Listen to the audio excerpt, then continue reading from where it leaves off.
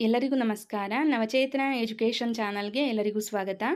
ಇವತ್ತಿನ ಸೆಷನ್ನಲ್ಲಿ ನಾವು ಸಾಮಾನ್ಯ ಜ್ಞಾನ ಮತ್ತು ಪ್ರಚಲಿತ ವಿದ್ಯಮಾನಕ್ಕೆ ಸಂಬಂಧಪಟ್ಟಂತೆ ಇಂಪಾರ್ಟೆಂಟ್ ಕ್ವೆಶನ್ಸ್ಗಳನ್ನು ಡಿಸ್ಕಷನ್ ಮಾಡೋಣ.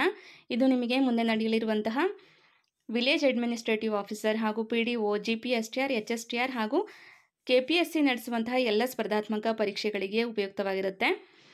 ಸೊ ಇವತ್ತಿನ ವಿಶೇಷತೆ ಏನು ಅಂದರೆ ಸಾಮಾನ್ಯ ಜ್ಞಾನ ಮತ್ತು ಪ್ರಚಲಿತ ವಿದ್ಯಮಾನಕ್ಕೆ ಸಂಬಂಧಪಟ್ಟಂತಹ ಪ್ರಶ್ನೋತ್ತರಗಳನ್ನು ಆ್ಯಡ್ ಮಾಡಿದ್ದೀನಿ.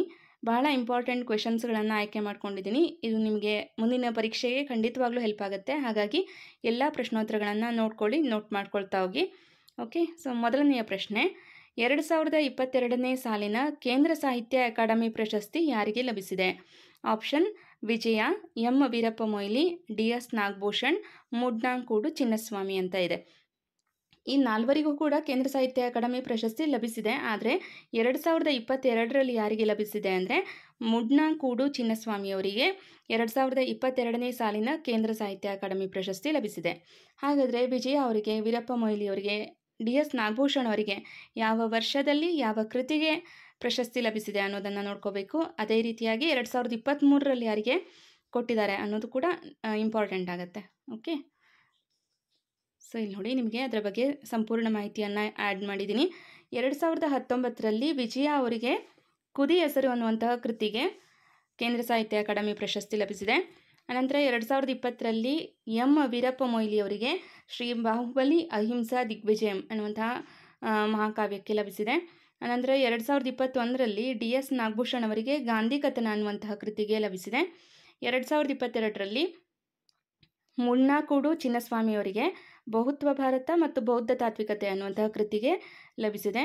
ಇನ್ನು 2023ರಲ್ಲಿ ಇದು ನಿಮಗೆ ಕರೆಂಟ್ ಅಫೇರ್ಸಲ್ಲಿ ಕೇಳುವಂತಹ ಪ್ರಶ್ನೆ. ಇತ್ತೀಚೆಗೆ ಯಾರಿಗೆ ನೀಡಲಾಗಿದೆ ಅಂತ ಅಂದರೆ 2023ರಲ್ಲಿ ಲಕ್ಷ್ಮೀಶ್ ತೊಳ್ಪಾಡಿ ಅವರಿಗೆ ಮಹಾಭಾರತ ಅನುಸಂಧಾನದ ಭಾರತ ಯಾತ್ರೆ ಅನ್ನುವಂತಹ ಕೃತಿಗೆ ಕೇಂದ್ರ ಸಾಹಿತ್ಯ ಅಕಾಡೆಮಿ ಪ್ರಶಸ್ತಿ ಲಭಿಸಿದೆ. ಓಕೆ, 2023ರಲ್ಲಿ ಕೊನೆಯದಾಗಿ ಯಾರಿಗೆ ಈಗ ಲಭಿಸಿದೆ ಅಂತ ಅಂದರೆ ಲಕ್ಷ್ಮೀಶ್ ತೊಳ್ಪಾಡಿ ಅವರಿಗೆ ಲಭಿಸಿರುವಂಥದ್ದು. ಯಾವ ಕೃತಿಗೆ ಅಂತ ಪ್ರಶ್ನೆ ಆಗ್ಬೋದು. ಮಹಾಭಾರತ ಅನುಸಂಧಾನದ ಭಾರತ ಯಾತ್ರೆ. ಸೊ ಇದಿಷ್ಟು ಏನಾಗುತ್ತೆ, ಕೇಂದ್ರ ಸಾಹಿತ್ಯ ಅಕಾಡೆಮಿ ಪ್ರಶಸ್ತಿಗೆ ಸಂಬಂಧಪಟ್ಟಂತೆ ಪ್ರಚಲಿತ ವಿದ್ಯಮಾನದ ಅಂಶಗಳಾಗಿರುತ್ತೆ. ಹಾಗಾದರೆ GKಯಲ್ಲಿ ಯಾವ ರೀತಿ ಪ್ರಶ್ನೆ ಕೇಳ್ಬೋದು ಇದ್ರ ಬಗ್ಗೆ ಅಂತ ಅಂದರೆ ಮುಂದಿನ ಪ್ರಶ್ನೆಯನ್ನು ಆ್ಯಡ್ ಮಾಡಿದ್ದೀನಿ. ಇಲ್ಲಿ ನೋಡಿ, ಈ ರೀತಿ ನಮಗೆ GK ಕ್ವೆಶನ್ ಕೇಳ್ಬೋದು ಜನರಲ್ ನಾಲೆಡ್ಜ್ ಬಗ್ಗೆ. ಕೇಂದ್ರ ಸಾಹಿತ್ಯ ಅಕಾಡೆಮಿ ಪ್ರಶಸ್ತಿಯ ಮೊತ್ತ ಎಷ್ಟು ಅಂತ. ಓಕೆ, ಇಲ್ಲಿ ಆಪ್ಷನ್ 5 ಲಕ್ಷ, 1 ಲಕ್ಷ, 3 ಲಕ್ಷ, 2 ಲಕ್ಷ ಅಂತ ಇದೆ. ಇತ್ತೀಚೆಗೆ ಈಗ ಅಪ್ಡೇಟ್ ನ್ಯೂಸ್ ಏನು ಅಂದರೆ ಕೇಂದ್ರ ಸಾಹಿತ್ಯ ಅಕಾಡೆಮಿ ಪ್ರಶಸ್ತಿಯ ಮೊತ್ತ ಎಷ್ಟಿದೆ ಅಂದರೆ 1 ಲಕ್ಷ ಇದೆ.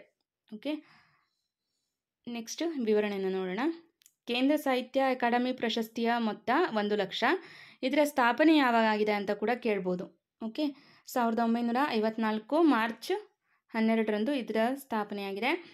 ಎಷ್ಟು ಭಾಷೆಗಳಿಗೆ ನೀಡಲಾಗುತ್ತೆ ಅಂದರೆ 24 ಭಾಷೆಗಳಿಗೆ 24 ಭಾಷೆಗಳ ಉತ್ತಮ ಕೃತಿಗಳಿಗೆ ಈ ಪ್ರಶಸ್ತಿಯನ್ನು ನೀಡಿ ಗೌರವಿಸಲಾಗುತ್ತದೆ. ಯಾವುದು ಆ 24 ಭಾಷೆಗಳು ಅಂದರೆ 22 ಅಧಿಕೃತ ಭಾಷೆಗಳು ನಮಗೆಲ್ಲ ಗೊತ್ತಿರುವಂಥದ್ದೇ. ಅದರ ಜೊತೆಗೆ ಇಂಗ್ಲೀಷ್ ಮತ್ತು ರಾಜಸ್ಥಾನಿ ಭಾಷೆಗೆ ಈ ಒಂದು ಪ್ರಶಸ್ತಿಯನ್ನು ನೀಡಿ ಗೌರವಿಸಲಾಗ್ತಾ ಇದೆ. ಇದೆಲ್ಲವೂ ಕೂಡ GK ಜನರಲ್ ನಾಲೆಡ್ಜ್ ಅಂಶಗಳಾಗಿರುತ್ತೆ. ಓಕೆ, ಸೊ ಈ ರೀತಿ GK ಪ್ಲಸ್ ಕರೆಂಟ್ ಅಫೇರ್ಸನ್ನು ಎರಡನ್ನೂ ನಾವು ಒಟ್ಟೊಟ್ಟಿಗೆ ಓದ್ಕೊಂಡ್ರೆ ಬಹಳ ಬೇಗ ನಾವು ಹೆಚ್ಚಿನ ಅಂಶಗಳನ್ನು ಕವರ್ ಮಾಡ್ತಾ ಹೋಗ್ಬೋದು. ಓಕೆ, ಈಗ ನೆಕ್ಸ್ಟ್ ಮುಂದಿನ ಪ್ರಶ್ನೆ ನೋಡೋಣ. ಇದು ಜ್ಞಾನಪೀಠ ಪ್ರಶಸ್ತಿಗೆ ಸಂಬಂಧಪಟ್ಟಂತೆ ನಮಗೆ ಪ್ರಶಸ್ತಿಗಳ ಕುರಿತಾಗಿ ಪ್ರಶ್ನೆ ಇದ್ದೇ ಇರುತ್ತೆ. ಹಾಗಾಗಿ ಈ ಪ್ರಶ್ನೆಯನ್ನು ಆ್ಯಡ್ ಮಾಡಿದ್ದೀನಿ. 2022ರ ಜ್ಞಾನಪೀಠ ಪ್ರಶಸ್ತಿಯು ಯಾವ ಭಾಷೆಗೆ ದೊರೆತಿದೆ ಅಂತ ಇದೆ. ಆಪ್ಷನ್ ಕನ್ನಡ, ಕೊಂಕಣಿ, ಪಂಜಾಬಿ, ಅಸ್ಸಾಮಿ. ಸರಿಯಾದಂತಹ ಉತ್ತರ ಕೊಂಕಣಿ. ಓಕೆ, ವಿವರಣೆ ನೋಡಿ. 2022ರಲ್ಲಿ ದಾಮೋದರ್ ಮೌಜೋ ಕವಿಗೆ ಕೊಂಕಣಿ ಭಾಷೆಯ ಸಮಗ್ರ ಸಾಹಿತ್ಯಕ್ಕಾಗಿ ಜ್ಞಾನಪೀಠ ಪ್ರಶಸ್ತಿಯನ್ನು ನೀಡಿ ಗೌರವಿಸಲಾಗಿದೆ. ಯಾರಿಗೆ ದೊರೆತಿದೆ ಅಂದರೆ ದಾಮೋದರ್ ಮೌಜೋ 2022ರಲ್ಲಿ. ಹಾಗಾದರೆ ಇತ್ತೀಚೆಗೆ ಯಾರಿಗೆ ನೀಡಿದ್ದಾರೆ ಈಗ 2024ರಲ್ಲಿ ಅಂತ ಅಂದರೆ ಯಾವ ಭಾಷೆಗೆ? ಓಕೆ, ಇದು 2023ರದ್ದು, 24ರದ್ದು ಇನ್ನೂ ಅನೌನ್ಸ್ ಆಗಿಲ್ಲ. 2023ರ ಜ್ಞಾನಪೀಠ ಪ್ರಶಸ್ತಿ ಯಾವ ಭಾಷೆಯ ಸಾಹಿತಿಗಳಿಗೆ ನೀಡಲಾಗಿದೆ ಅಂತ ಕೇಳಿದ್ದಾರೆ. ಯಾವ ಭಾಷೆಯ ಸಾಹಿತಿಗಳಿಗೆ ಅಂದರೆ ಇಲ್ಲಿ ಆಪ್ಷನ್ ನೋಡಿ, ಸಂಸ್ಕೃತ ಮತ್ತು ಉರ್ದು, ಮರಾಠಿ ಅಂತ ಇದೆ. ಸರಿಯಾದಂತಹ ಉತ್ತರ 2 ಭಾಷೆಗಳಿಗೆ ನೀಡಲಾಗಿದೆ, ಸಂಸ್ಕೃತ ಮತ್ತು ಉರ್ದು ಭಾಷೆಗಳಿಗೆ 2023ರ ಜ್ಞಾನಪೀಠ ಪ್ರಶಸ್ತಿಯನ್ನು ನೀಡಲಾಗಿದೆ. ವಿವರಣೆಯನ್ನು ನೋಡೋಣ. 2023ರಲ್ಲಿ 2 ಕವಿಗಳಿಗೆ ಜ್ಞಾನಪೀಠ ಪ್ರಶಸ್ತಿಯನ್ನು ನೀಡಲಾಗಿದೆ. ರಾಮಭದ್ರಾಚಾರ್ಯರು ಅನಂತರ ಗುಲ್ಜಾರ್ ಇವರಿಬ್ಬರಿಗೂ ಕೂಡ ಜ್ಞಾನಪೀಠ ಪ್ರಶಸ್ತಿಯನ್ನು ನೀಡಿ ಗೌರವಿಸಲಾಗಿದೆ. ಇವರಿಗೆ ಇದು 58ನೇ ಜ್ಞಾನಪೀಠ ಪ್ರಶಸ್ತಿಯಾಗಿರುತ್ತೆ. ಓಕೆ, 58ನೇ ಜ್ಞಾನಪೀಠ ಪ್ರಶಸ್ತಿ ಅಂತ ಪ್ರಶ್ನೆ ಕೇಳ್ಬೋದು. ಎಷ್ಟನೇ ಜ್ಞಾನಪೀಠ ಪ್ರಶಸ್ತಿ ಅಂತ ಅಂದರೆ 58ನೇ ಜ್ಞಾನಪೀಠ ಪ್ರಶಸ್ತಿ ಸಂಸ್ಕೃತ ಮತ್ತು ಉರ್ದು. ಸೊ ಸಂಸ್ಕೃತದಲ್ಲಿ ಸಮಗ್ರ ಸಾಹಿತ್ಯಕ್ಕೆ, ಇದು ಕೂಡ ಉರ್ದು ಕೂಡ ಸಮಗ್ರ ಸಾಹಿತ್ಯ. ಓಕೆ, ಸೊ ಇದನ್ನು ನಾವು ನೆನ್ಪಿಟ್ಕೊಳ್ಬೇಕು. ಕರೆಂಟ್ ಅಫೇರ್ಸ್ಗೆ ಸಂಬಂಧಪಟ್ಟಂತೆ ನೋಟ್ ಮಾಡ್ಕೊಳ್ಳಿ. ಈಗ ನಮಗೆ 2019ರಿಂದನೂ ಒಂದು ಸರ್ತಿ ನೋಡ್ಕೊಂಬಿಡೋಣ, ಯಾಕಂದರೆ ಪ್ರಶ್ನೆ ಯಾವ ರೀತಿಯಲ್ಲಿ ಬೇಕಾದರೂ ಕೇಳ್ಬೋದು. 2019ರಲ್ಲಿ ಅಕ್ಕಿತಂ ಅಚ್ಯುತನ್ ನಂಬೂದರಿ ಅವರಿಗೆ ಮಲಯಾಳಂ ಭಾಷೆಗೆ ಸಮಗ್ರ ಸಾಹಿತ್ಯಕ್ಕಾಗಿ ಜ್ಞಾನಪೀಠ ಪ್ರಶಸ್ತಿ ಲಭಿಸಿದೆ. ಅನಂತರ 2021ರಲ್ಲಿ ನೀಲಮಣಿ ಫುಕನ್ ಅವರಿಗೆ ಅಸ್ಸಾಮಿ ಭಾಷೆಗೆ ದೊರೆತಿದೆ. ಅನಂತರ 2022ರಲ್ಲಿ ದಾಮೋದರ್ ಮೌಜೋ ಅವರಿಗೆ ಕೊಂಕಣಿ ಭಾಷೆಗೆ ಲಭಿಸಿದೆ. 2023ರಲ್ಲಿ ರಾಮಭದ್ರಾಚಾರ್ಯರಿಗೆ ಹಾಗೂ ಗುಲ್ಜಾರ್ ಅವರಿಗೆ ಲಭಿಸಿರೋದು. ರಾಮಭದ್ರಾಚಾರ್ಯರಿಗೆ ಸಂಸ್ಕೃತ ಭಾಷೆಗೆ ಲಭಿಸಿದರೆ ಗುಲ್ಜಾರ್ ಅವರಿಗೆ ಉರ್ದು ಭಾಷೆಯ ಸಮಗ್ರ ಸಾಹಿತ್ಯಕ್ಕಾಗಿ ಜ್ಞಾನಪೀಠ ಪ್ರಶಸ್ತಿಯನ್ನು ನೀಡಿ ಗೌರವಿಸಲಾಗಿದೆ. ಓಕೆ, ಸೊ ನೆಕ್ಸ್ಟು ಸಂವಿಧಾನಕ್ಕೆ ಸಂಬಂಧಪಟ್ಟಂತೆ ಪ್ರಶ್ನೆ. ಇದು ಕೂಡ ನಮ್ಮ ಸಿಲೆಬಸ್ಸಲ್ಲಿದೆ, ಭಾರತದ ಸಂವಿಧಾನದ ಕುರಿತಾಗಿ. ಅದು ವಿಲೇಜ್ ಅಡ್ಮಿನಿಸ್ಟ್ರೇಟಿವ್ ಆಫೀಸರ್ ಎಕ್ಸಾಮ್ಗೂ ಇದೆ, PDO ಎಕ್ಸಾಮ್ಗೂ ಇದೆ. ಇನ್ನು ಎಲ್ಲ ಎಕ್ಸಾಮಲ್ಲೂ GKL ಕೇಳ್ತಾರೆ. ಭಾರತ ಸಂವಿಧಾನದ ಯಾವ ಆರ್ಟಿಕಲ್ ಅಸ್ಪೃಶ್ಯತೆಯ ನಿರ್ಮೂಲನೆಗೆ ಸಂಬಂಧಿಸಿದೆ? ಮೋಸ್ಟ್ ರಿಪೀಟೆಡ್ ಕ್ವಶನ್ ಇದು. ಆರ್ಟಿಕಲ್ 14, ಆರ್ಟಿಕಲ್ 15, ಆರ್ಟಿಕಲ್ 17, ಆರ್ಟಿಕಲ್ 18 ಅಂತ ಇದೆ. ಇಲ್ಲಿ 17ನೇ ವಿಧಿ ಅಥವಾ ಆರ್ಟಿಕಲ್ 17 ಅನ್ನೋದು ಸರಿಯಾದಂತಹ ಉತ್ತರ. ವಿವರಣೆ ನೋಡೋಣ. ಭಾರತ ಸಂವಿಧಾನದ 17ನೇ ವಿಧಿಯು ಅಸ್ಪೃಶ್ಯತೆ ನಿರ್ಮೂಲನೆಗೆ ಸಂಬಂಧಿಸಿದೆ. 1955ರಲ್ಲಿ ಅಸ್ಪೃಶ್ಯತೆ ಅಪರಾಧಗಳ ಕಾನೂನನ್ನು ಜಾರಿಗೊಳಿಸಲಾಗಿತ್ತು. 1989ರಲ್ಲಿ ಅಸ್ಪೃಶ್ಯತೆ ನಿರ್ಮೂಲನೆ ಕಾಯ್ದೆಯನ್ನು ಜಾರಿಗೆ ತರಲಾಗಿದೆ. ಓಕೆ, 1989ರಲ್ಲಿ ಅಸ್ಪೃಶ್ಯತೆ ನಿರ್ಮೂಲನೆ ಕಾಯ್ದೆಯನ್ನು ಜಾರಿಗೆ ತರಲಾಗಿದೆ. ಇದು ಕೂಡ ಪ್ರಶ್ನೆ ಆಗ್ಬೋದು. ಓಕೆ, ಸೊ ನೆಕ್ಸ್ಟ್ 6ನೆಯ ಪ್ರಶ್ನೆ. ಯಾವ ನದಿಯನ್ನು ದಕ್ಷಿಣ ಗಂಗಾ ಎಂದು ಕರೆಯಲಾಗುತ್ತದೆ? ಆಪ್ಷನ್ ಗೋದಾವರಿ, ಕೃಷ್ಣ, ಕಾವೇರಿ. ಗೋದಾವರಿ ಮತ್ತು ಕಾವೇರಿ, ಇಲ್ಲಿ 2 ನದಿಯನ್ನು ನಾವು ದಕ್ಷಿಣ ಗಂಗಾ ಅಂತಲೇ ಗುರುತಿಸ್ತೀವಿ. ಓಕೆ, ಯಾಕೆ ಈ 2 ನದಿಗಳಿಗೆ ಈ ಒಂದು ಹೆಸರಿದೆ ಅಂತ ಅಂದರೆ ಇಲ್ಲಿ ನೋಡಿ ವಿವರಣೆ. ಗೋದಾವರಿ ನದಿಯನ್ನು ಅದು ಹರಿಯುವ ಉದ್ದದ ಆಧಾರದ ಮೇಲೆ ದಕ್ಷಿಣ ಗಂಗಾ ಎನ್ನುತ್ತಾರೆ. ಪವಿತ್ರತೆಯ ಆಧಾರದ ಮೇಲೆ ಕಾವೇರಿ ನದಿಯನ್ನು ದಕ್ಷಿಣ ಗಂಗೆ ಎಂದು ಕರೆಯಲಾಗಿದೆ. ಓಕೆ, ಸೊ ಇಲ್ಲಿ ಆಪ್ಷನ್ನಲ್ಲಿ ಯಾವುದಿರುತ್ತೆ ಅದನ್ನು ನೋಡಿಕೊಂಡು ಚೂಸ್ ಮಾಡಿ. ಆಲ್ಮೋಸ್ಟ್ ಎಲ್ಲ ಪರೀಕ್ಷೆಯಲ್ಲಿ ಕಾವೇರಿ ಅನ್ನೋದನ್ನೇ ಕೊಟ್ಟಿದ್ದಾರೆ. ಗೋದಾವರಿ ಕೂಡ ದಕ್ಷಿಣ ಗಂಗೆ ಆಗಿರುತ್ತೆ. ಯಾವ ದೃಷ್ಟಿಯಿಂದ ಅಂದರೆ ಅದು ಹರಿಯುವಂತಹ ಉದ್ದದ ಆಧಾರದ ಮೇಲೆ ಅದನ್ನು ದಕ್ಷಿಣ ಗಂಗೆ ಅಂತ ಕರೆಯಲಾಗುತ್ತೆ. ಓಕೆ, ಸೊ ನೆಕ್ಸ್ಟ್ 7ನೆಯ ಪ್ರಶ್ನೆ. ಸಂವಿಧಾನಕ್ಕೆ ಸಂಬಂಧಪಟ್ಟಂತೆ ಪ್ರಶ್ನೆ ಇದೆ. ರಾಜ್ಯಸಭೆಯ ಸದಸ್ಯರನ್ನು ಎಷ್ಟು ವರ್ಷಗಳಿಗೋಸ್ಕರ ಚುನಾಯಿಸಲಾಗುತ್ತದೆ? ಆಪ್ಷನ್ 5 ವರ್ಷ, 6 ವರ್ಷ, 4 ವರ್ಷ, 10 ವರ್ಷ ಅಂತ ಇದೆ. ಸರಿಯಾದಂತಹ ಉತ್ತರ 6 ವರ್ಷ. ಓಕೆ, ರಾಜ್ಯಸಭೆಯ ಸದಸ್ಯರ ಅಧಿಕಾರಾವಧಿ ಕೇಳಿದ್ರು ಕೂಡ ಇದೇ ಉತ್ತರ ಆಗಿರುತ್ತೆ. ಎಷ್ಟು ವರ್ಷಗಳಿಗೋಸ್ಕರ ಅವರನ್ನು ಚುನಾಯಿಸಲಾಗುತ್ತೆ ಅಂದರೆ ಕೂಡ 6 ವರ್ಷಗಳಿಗೋಸ್ಕರ ಅವರನ್ನು ಚುನಾಯಿಸಲಾಗಿರುತ್ತೆ. ವಿವರಣೆ ನೋಡೋಣ. ರಾಜ್ಯಸಭೆಯ ಸದಸ್ಯರುಗಳನ್ನು 6 ವರ್ಷಗಳಿಗೊಮ್ಮೆ ಆಯ್ಕೆ ಮಾಡಲಾಗುತ್ತದೆ. ರಾಜ್ಯಸಭೆಯು ಶಾಶ್ವತ ಸದನವಾಗಿರುತ್ತೆ. ಓಕೆ, ಇದು ಕೂಡ ಕೇಳ್ಬೋದು. ಶಾಶ್ವತ ಸದನ ಯಾವುದು ಅಂದರೆ ರಾಜ್ಯಸಭೆ. ಎಷ್ಟು ವರ್ಷಗಳಿಗೊಮ್ಮೆ ಇಲ್ಲಿ 1/3 ಮಂದಿ ರಾಜ್ಯಸಭೆಯಿಂದ ನಿವೃತ್ತರಾಗ್ತಾರೆ ಅಂತ ಅಂದರೆ ಪ್ರತಿ 2 ವರ್ಷಗಳಿಗೊಮ್ಮೆ 1/3 ಮಂದಿ ನಿವೃತ್ತರಾಗಿರ್ತಾರೆ. ಲೋಕಸಭೆಯ ಅಧಿಕಾರಾವಧಿ ಕೇಳ್ಬೋದು 5 ವರ್ಷಗಳು. ಸೊ ಈ ರೀತಿ ಪ್ರಶ್ನೆಗಳನ್ನು ಕೇಳ್ತಾರೆ. ಓಕೆ, ನೆಕ್ಸ್ಟ್ ಗೇಮ್ಸಿಗೆ ಸಂಬಂಧಪಟ್ಟಂತೆ ಇದೆ, ಕ್ರೀಡೆಗಳಿಗೆ ಸಂಬಂಧಪಟ್ಟಂತೆ ಪ್ರಶ್ನೆ ಇರುತ್ತೆ. ಇದು ಪ್ರಚಲಿತ ವಿದ್ಯಮಾನಕ್ಕೆ ಸಂಬಂಧಪಟ್ಟಿರುವಂತಹ ಪ್ರಶ್ನೆ.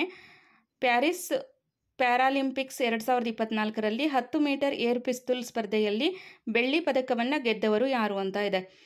ಇಲ್ಲಿ ಆಪ್ಷನ್ ಮನೀಶ್ ನರ್ವಾಲ್, ಅವನಿ ಲೇಖನ, ದೀಪೇಂದರ್ ಸಿಂಗ್, ರಾಹುಲ್ ಝಾಕರ್ ಅಂತ ಇದೆ. ಸರಿಯಾದಂಥ ಉತ್ತರ ಮನೀಶ್ ನರ್ವಾಲ್. ಇವರು ಯಾವ ರಾಜ್ಯದವರು ಅಂತ ಪ್ರಶ್ನೆ ಆಗ್ಬೋದು. ಹರಿಯಾಣದವರು. ಓಕೆ, ಇಲ್ಲಿ ನೋಡಿ ವಿವರಣೆ.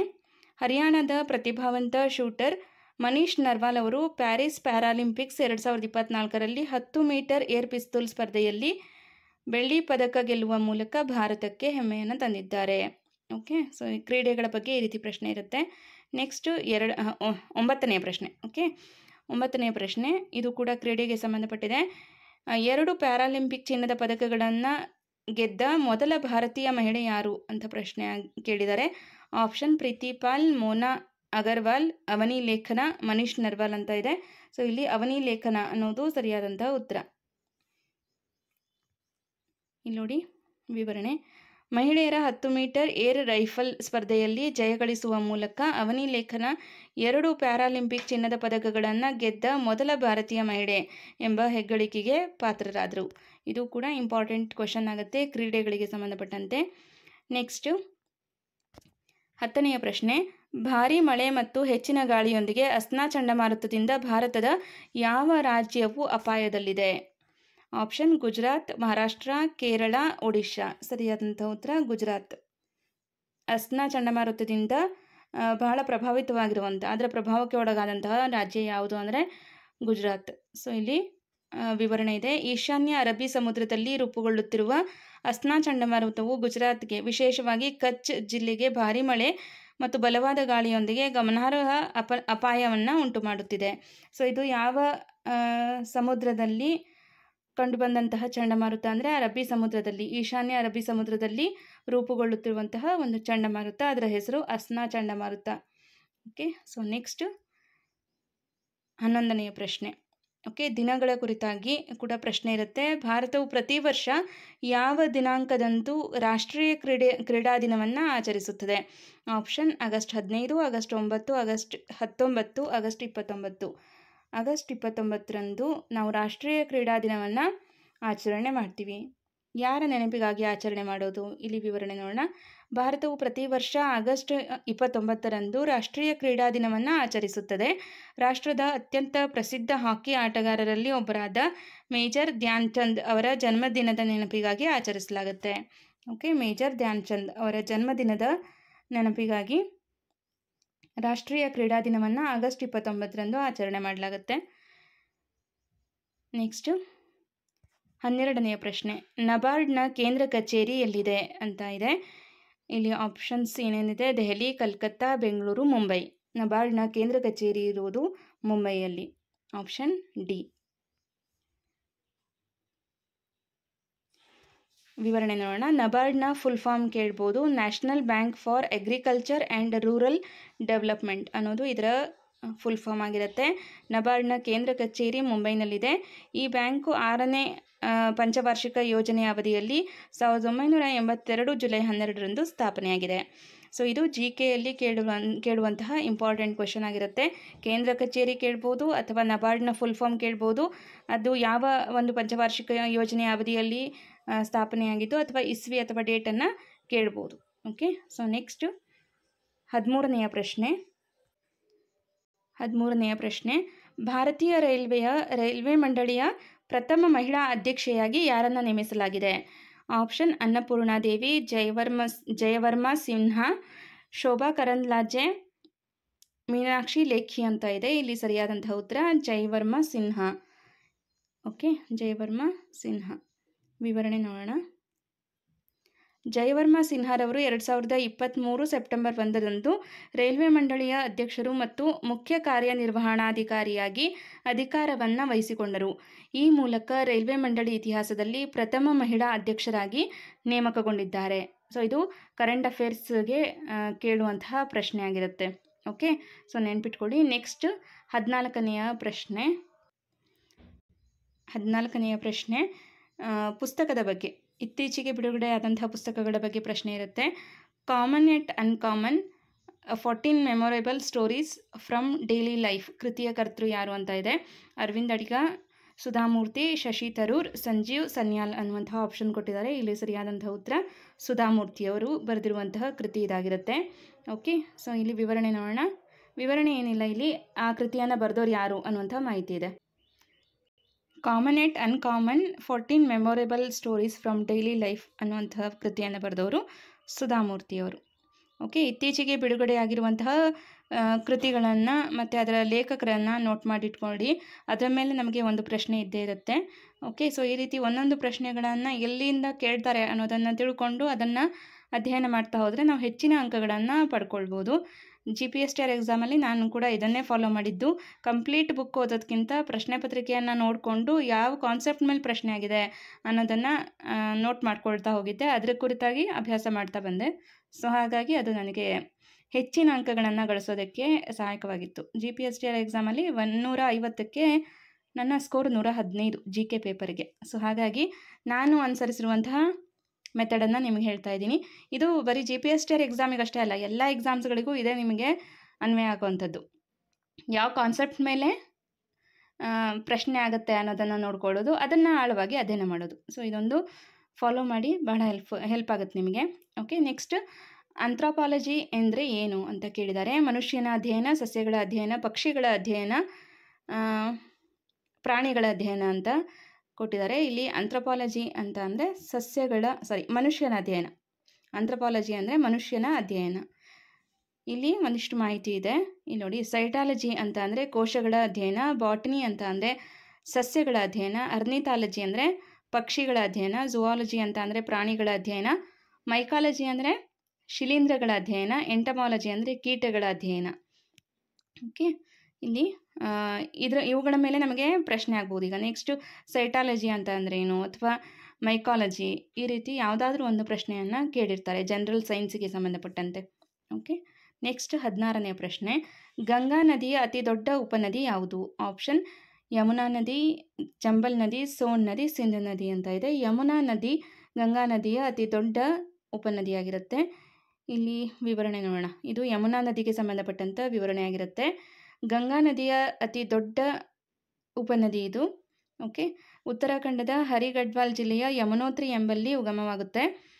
ಈ ನದಿಯು ಹರಿಯಾಣ, ದೆಹಲಿ ಮತ್ತು ಉತ್ತರ ಪ್ರದೇಶದ ಮಥುರಾ ಹಾಗೂ ಆಗ್ರಾದ ಮೂಲಕ ಹರಿದು ಅಲಹಾಬಾದ್ ಬಳಿ ಗಂಗಾ ನದಿಗೆ ಸೇರ್ಪಡೆಯಾಗುತ್ತದೆ. ಇದನ್ನು ಗಂಗಾ ನದಿಯ ಸೋದರಿ ನದಿ ಅಂತ ಕೂಡ ಕರೆಯಲಾಗುತ್ತೆ. ಯಮುನಾ ನದಿಯ ಉಪನದಿಗಳು ಚಂಬಲ್, ಕೇನ್, ಟೋನ್ ಮತ್ತು ಬೆಟ್ಟಾ ನದಿಗಳೇನಾಗುತ್ತೆ ಯಮುನಾ ನದಿಯ ಉಪನದಿಗಳಾಗಿರುತ್ತೆ. ಇದರಲ್ಲಿ ಯಮುನಾ ನದಿಯ ಅತಿ ದೊಡ್ಡ ಉಪನದಿ ಯಾವುದು ಅಂದರೆ ಚಂಬಲ್ ನದಿ. ಓಕೆ, ಸೊ ನೆಕ್ಸ್ಟ್ ಜಿಯೋಗ್ರಫಿಯಲ್ಲಿ ಬರುವಂಥ ಪ್ರಶ್ನೆ ಇದು. ನೆಕ್ಸ್ಟ್ 17ನೇ ಪ್ರಶ್ನೆ. ಈ ಕೆಳಕಂಡವುಗಳಲ್ಲಿ ಸ್ವಾಭಾವಿಕ ಬಂದರು ಯಾವುದು ಅಂತ ಇದೆ.